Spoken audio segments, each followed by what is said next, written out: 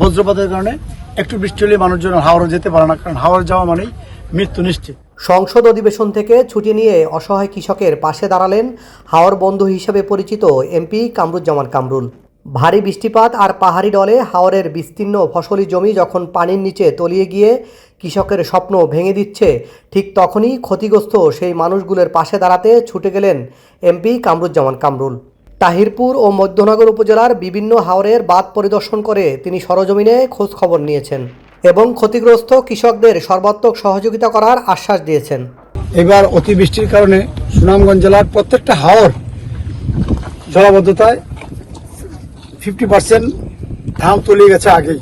এখন আসছে পাহাড়ি ডল, এখন ভাত ভেঙে ঢোকার সম্ভাবনা খুব বেশি। সেই কারণে প্রত্যেকটা হাওরের ভাত আমরা দেখছি এবং আগামীতে যেন আমি যে আমাদের চিফ ইঞ্জিনিয়ার মধ্যে আছেন, আমাদের 2 উপজেলার 2 ইউনিয়ন সাহেব আছেন, আমরা আমার এক্সিড আছে, আমাদের নেতৃবৃন্দ সবাই এখানে উপস্থিত হয়েছি।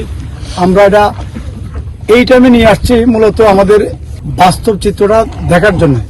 এই যে তাহিরপুর, দমাপাশা, জামালগঞ্জ, মধ্যনগর সব জায়গায় নিয়ে যাচ্ছি, আমাদের পরিকল্পনা করতে সহজ হবে। আগামীতে ইনশাল্লাহ আমরা চেষ্টা করব আমাদের প্রত্যেকটা বাঁধ যেন সঠিকভাবে এবং সঠিক সময় বাঁধে এবং সুন্দর পরিকল্পনা থাকে। বিভিন্ন জায়গায় যে বাঁধ নির্মাণ করা হয়েছে, কতগুলো জায়গায় হয়তো পরিকল্পনা থেকে বাদ গেছে, সেগুলিও ওনার পরামর্শ মতে সেগুলিও যাতে অন্তর্ভুক্ত করা যায় সেটা দেখব।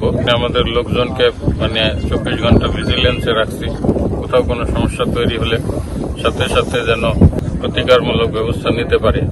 গতকাল কামরুজ্জামান কামরুল সংসদ ভবনে মাননীয় প্রধানমন্ত্রীর কাছে তুলে ধরেছেন হাওর অঞ্চলের বর্তমান ভয়াবহ পরিস্থিতি, যার পরিপ্রেক্ষিতে আজ জাতীয় সংসদে মাননীয় প্রধানমন্ত্রী আশ্বাস দিয়েছেন যে কোনো দুর্যোগে অসহায় কৃষকের পাশে সরকার রয়েছে। আগামী 3 মাস ক্ষতিগ্রস্ত কৃষকদের জন্য সরকারি সহায়তা প্রদান করা হবে বলেও তিনি সংসদে ঘোষণা দেন। গতকালকে যখন হাওড়ের এই অবস্থার খোঁজ পেয়েছি, সাথে সাথে আমি তখন সংসদেই ছিলাম।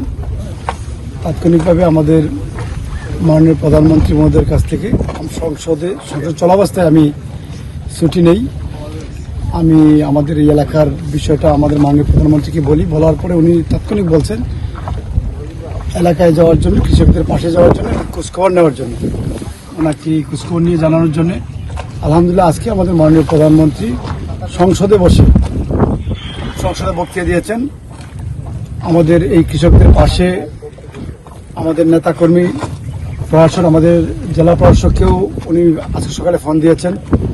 তো আমাদের মাননীয় পানি সম্পদ মন্ত্রী শহীদুদ্দিন চৌধুরী এনি ভাই আমাকে ফোন দিয়েছেন। অনেক সময় জলাবদ্ধতা হাওরে পানি থাকবে, নদীতেও পানি থাকবে, তখন কি করা লাগবে?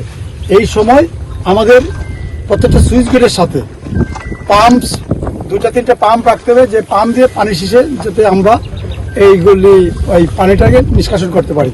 দুর্যোগের এই কঠিন সময়ে একজন জনপ্রতিনিধি হয়ে কামরুজ্জামান কামরুলের এমন মানবিক উপস্থিতি কৃষকদের মনে নতুন করে আশার আলো জাগিয়েছে।